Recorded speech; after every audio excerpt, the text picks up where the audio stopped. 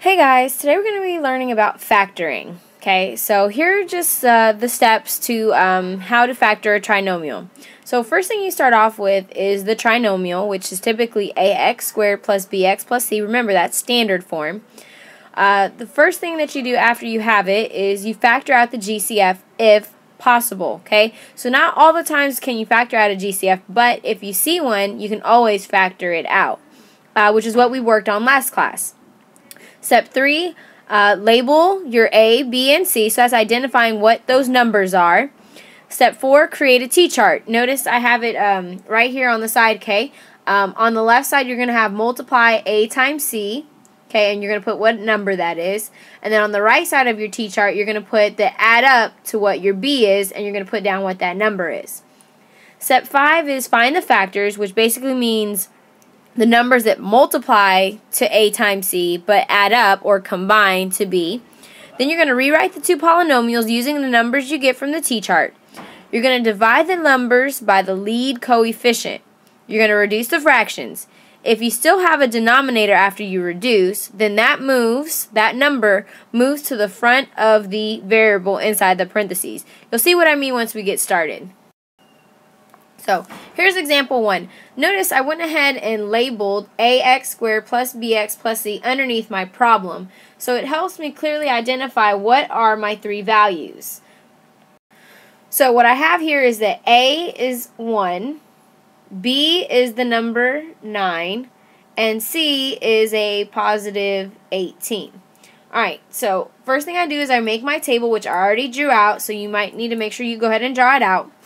On the left side, I have the words multiply AC. Well, what is A times C? Well, A times C is going to be 1 times 18, which equals 18.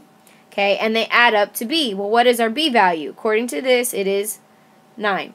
So now we have to think, what numbers can multiply to 18, okay, but will add up to 9? You might have to try a few different numbers to get this answer. So let's see. I say 6 times 3 equals 18. Let's see if it works if I add them. 6 plus 3 equals 9. So what do you know? Those are the right two numbers. After you do this, the next thing is to go ahead and draw out your two sets of parentheses.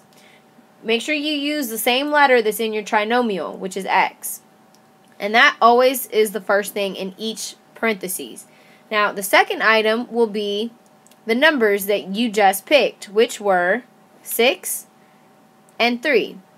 Notice it's a positive 6 and a positive 3. The next step says that you take the lead coefficient, and here's your lead coefficient. That means the number that starts off the problem, okay, which is 1, and you divide the numbers by it.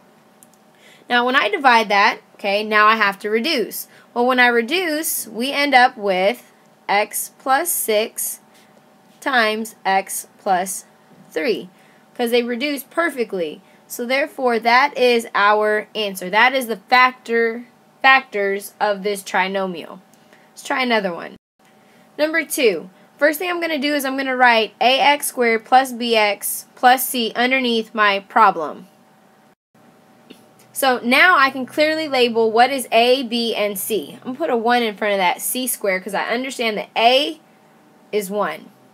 I can see B is positive 3, and I can see C is actually this time a negative 54. So let's make our table. Make sure you draw it out. We need numbers that multiply to A times C. Well, A times C is 1 times negative 54, which is negative 54. Add up to B. What is our B value? 3 is correct. So think, what numbers can I multiply to give me negative 54? What about negative 9 times 6? That is negative 54. And let's see if they add up right. Negative 9 plus 6 gives us negative 3. So maybe instead of making the 9 negative, we can make the 6 negative. Because 9 times negative 6 does still give us a negative 54. And 9 plus a negative 6 actually does give us a positive 3. So here are the two numbers that we're going to be using in our parentheses. Alright, I always know, make sure you use the letter that's in the problem, which in this case is the letter C. And that always goes in front. And here go our two numbers. The 9 is positive, so I put plus 9. Now, the 6 is negative, so I put minus 6. Remember, your next step is to divide the numbers by your lead coefficient, which is A, which is 1. They reduce perfectly, so the answer is C plus 9 times C minus 6 is the factors of this trinomial. Number 3, same concept. Go ahead and write ax squared plus bx plus c underneath the problem so you can label A, B, and C. So we can clearly see here that A is the number 6, B is negative 23, and C is 7. Alright, so now we need numbers that, make sure you make your t-chart, okay? Time to make this beautiful t-chart, okay? I need numbers that multiply to A times C. Well, A is 6, C is 7, and 6 times 7 gives us a total of 42. Now, they add up to B. Well, B is negative 23. Alright, let's see what we can get. What numbers could we probably use? I know that 21 times 2 equals 42. But 21 plus 2 equals a positive 23. I need it to be negative 23. I'm almost right. What could I use instead? I think, if I'm not mistaken, two negative numbers when I multiply them still give me a positive answer. So instead, let's say negative 21 times negative 2. That still gives me a positive 42. And what do you know? Negative 21 plus a negative 2 does give us a negative 23, which is what we want. So here are our two numbers that we're going to be using in our parentheses. Alright, now remember, use the letter that they have in the problem, which is the letter K, and that always goes in front. Now, I have a minus 21, and I have a minus 2. Remember, next step, divide the numbers by the lead coefficient. And our lead coefficient is A, which is 6. So I'm going to divide this negative 21 by 6 and divide the negative 2 by 6. Reduce. Let's see what we get. K, when I reduce negative 21 over 6, we get negative 7 over 2. K, negative 2 divided by 6 gives us negative 1 over 3. Alright, now here's where it gets a little different. Because they're still fractions, we take this fraction, the denominator, and we move it out to the front. So really this becomes 2k minus 7 times, same thing here, we take this 3 that's in the denominator and we move it to the front. So it becomes 3k minus 1. So therefore that is our answer. Remember, you can always check your work and work it out by doing double distribution or the box method. Okay, so for example, if I do 2k times 3k, I better get 6k squared, which I do. So that tells me I'm partially right. And you can finish it off and continue to make sure that you get this whole answer. Okay, that's how you always can check your work here. Example 4, same concept. Go ahead and write ax squared plus bx plus c underneath the problem number 4. Hopefully you guys have made this observation that A is always with the x squared, B is always with the x, and C is always a number all by itself. Okay, it's always pretty much going to be like that. So let's label them. A is 2, B is positive 5, and C is positive 2. Here's my t-chart. I need numbers that multiply to A times C, which is 2 times 2, which gives us 4.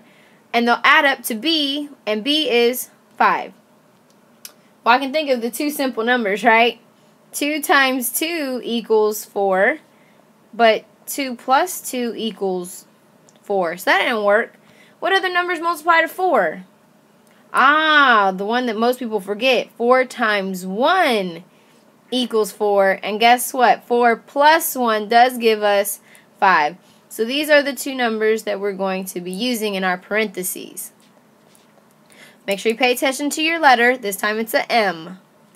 Alright, I have a plus 4 because it's positive, and a plus 1 because it's positive. We take our lead coefficient, which is our a, and we divide. Divide by 2, divide by 2. Let's reduce. We get m plus, what does 4 divided by 2 give us? 2. So notice that worked out perfect. Can you reduce 1 over 2? You can. That's already reduced. So remember the rule. You take the denominator and you move it to the front of the letter. So it becomes 2m plus 1. So therefore, that is our answer, and we are done. Go ahead now, as before, as for every problem, let's go ahead and write ax squared plus bx plus c underneath the problem. We now should be able to identify our a, b, and c. I see that a is the number 4, b is negative 4, and c is positive 1. Make your table. Here we go. Multiply to a times c. Well, a times c is 4 times 1, so we need numbers that multiply to 4. 4 times 1 is 4. We need numbers that add up to b, which is negative 4. Alright, well, we know we don't have too many options for numbers that multiply to 4, so I'm going to start off with 2 times 2, because I know that's 4. But 2 plus 2 gives us positive 4, and we need it to be negative 4. So remember, we might need to make these 2's actually negatives, because negative 2 times negative 2 still equals positive 4. Negative 2 plus negative 2 gives us the negative 4 that we need. So these are our two answers that we're going to use in our parentheses. Okay, pay attention to our letter. It's an X. Okay, we have minus 2 and a minus 2 because they're both negatives. We're going to take the lead coefficient, which is a, and divide the numbers by that number, which is 4. Now we try to reduce. When we reduce, we get x minus 1/2, x minus 1/2. Well, remember, once we reduce, we take this denominator, that number in the denominator, and move it to the front. So really we get 2x minus 1. Same thing in the second parentheses, take the denominator, you move it to the front, 2x minus 1. So there is our final answer for this problem. I'm going to go ahead and let you guys try this one on your own, okay? So let's start off by labeling A, B, and C. At least help you with that part, okay? Alright, so I noticed that my A is 5, B is negative 26, and C is also 5. So remember, make your table. First step, A times C, which is 5 times 5, which gives you 25. So we need numbers that multiply to 25 but add up to B, which is negative 26. There's not too many numbers that you can use for this. Don't forget about, you know, you got 5 times 5, you got 25 times 1. But remember, you need them to add up to a negative value. So look back onto previous problems to try and figure this out. Okay? So go ahead and pause the video, try this one on your own, see if you got the answer. Alright, 7. Let's go ahead and write our typical ax squared plus bx plus c and see what we get. Well, one thing I noticed when I wrote this is there's a missing value. I don't have my bx in this problem. I only have an a and I have a c. So notice that's why I only wrote ax squared plus c, because my b is supposed to be with one letter, and it's not even there. So what that tells me is that b is automatically 0. I notice that a is the number 1 and c is negative 16. So let's write this table out. Multiplying a times c, which is 1 times negative 16, which is negative 16. And we need it to add up to b, which in this case is 0. Alright, what numbers could I use? Well, 4 times, it's got to be negative 4 equals negative 16. And 4 plus a negative 4 equals, what do you know, it equals 0. So these are our two numbers that we're going to be using in our parentheses. I have, make sure you look at your letter, okay, and it's x. And I have a plus 4 and a minus 4. Okay, take my lead coefficient, which is 1, divide it by my numbers that I have, divide by 1, reduce. So the answer really is simply the same thing, right? X plus 4 times x minus 4. So hopefully you just notice that technically if your lead coefficient is a 1, you don't really have to do this divide step because it's pointless because you still end up with the exact same answer. Alright, this one is a word problem, and we might actually have to work a little backwards for this.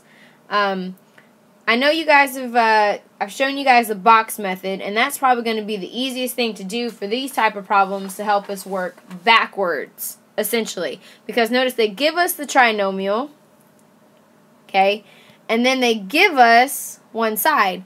Now technically we can act like they don't give us a side, okay, and we can work this out the way that we worked out the other 7 problems, okay? But sometimes it's nice to use something a little different, especially if you didn't get that too much. Now, if I use the box method, hopefully you guys recall that the first box is always the squared item, okay? And the last box is always just the plain number by itself. Where did I get these numbers from? Right here, x squared and 24. Now, I know that typically the one side that they give me, I usually always write on the outside of my box. And in that case, okay, it's going to be x minus 6. Well, this is why I say you can work backwards, because we can figure out x times what number will give us x squared, right? And negative 6 times what number will give us positive 24. So that's what I'm saying. We can actually work this out backwards and figure out what goes here. So x times what gives you x squared? Hopefully you say x. Alright, well negative 6 times what gives us positive 24? I think that would have to be a 4. So therefore the answer is the width for this rectangle is x plus 4. If you're not sure that's correct, okay, remember you can always just work it out backwards because you have both of the answers, x minus 6 times x plus 4, and you can work it out right here. Figure out and make sure that you, when you multiply that, do that double distribution, that you get this answer right here. This one is the same as that previous problem. So notice, once again, we can always work backwards here, or you can choose to follow your basic steps because you have everything you need technically, right? I have this, so I can figure out what A, B, and C is, and let's see if you guys remember. If I see this, I already know something's missing because I only see 2 terms. I know something's missing, but what is missing? I have the ax squared, and I have the c, so I'm missing the bx. If the bx is missing, then that means it is 0. So a is 1, b is 0, and c is negative 25. So we can still work this out with our table and do it the regular way, or you can use our little shortcut here and use the box backwards. I know the x squared goes there always. Anything squared always goes in that first box. And I know that the minus 25 will go in the last box because that's just the plain number by itself. Well, they gave me one side and they said that it's x minus 5. If they give me one side, I can use logic and figure out what the missing side is. X times what gives you x squared? X. Okay. Negative 5 times what gives you negative 25? Positive 5. So we just discovered that the width is x plus 5. So I just wanted to show you a different option if you have to work backwards, but you didn't have to necessarily. You still could have worked it out the same way that we did before. Okay, multiply numbers to get you negative 25, add up to 0. Okay, you see the answer anyways. 5 times negative 5. 5 plus negative 5. So C still would have ended up with the exact same 2 values that you have here. Okay, it's just a different way of doing it. Here's some factoring help just in case you want to read over this. Talking about the positive signs and negative signs, or if one's positive, one's negative, and if one's negative, one's positive, and what your answers will look like. But technically, if you follow the steps that I gave you, you really don't ever have to play a guessing game about which one's positive, which one's negative, because you already get that straightforward in the steps that I give you. But here's just something for help. See you guys later.